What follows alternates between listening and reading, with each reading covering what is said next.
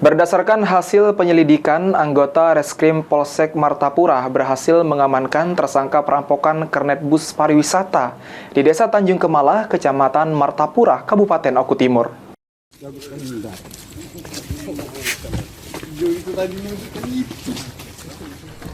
MD warga Desa Tanjung Kemala hanya bisa pasrah dan mengakui perbuatannya saat dirinya ditangkap oleh anggota unit reskrim Polsek Martapura di kediamannya di Desa Tanjung Kemala, Kecamatan Martapura, Kabupaten Oku Timur.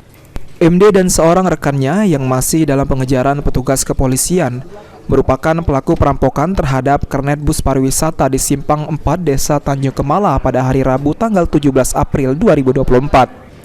Kejadian ini berawal saat kedua tersangka mendekati kernet bus yang sedang mengatur bus untuk berputar di lokasi kejadian. Lalu kedua tersangka langsung memukuli korban dan mengambil secara paksa uang korban yang berada di dalam saku celana sebesar Rp500.000.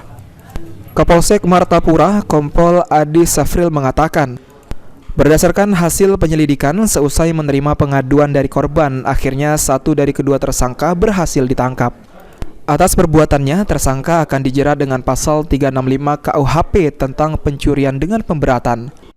Dengan bekal laporan polisi yang diperoleh, kita lakukan tingkat penyelidikan, kemudian didapat indikasi pelaku peristiwa tersebut, dan alhamdulillah wa syukurillah pelaku dapat kita jaring. Pelaku ini sudah merupakan target kita karena dua kali sudah menjalankan penjara, terkait dengan kasus yang serupa atau residivis.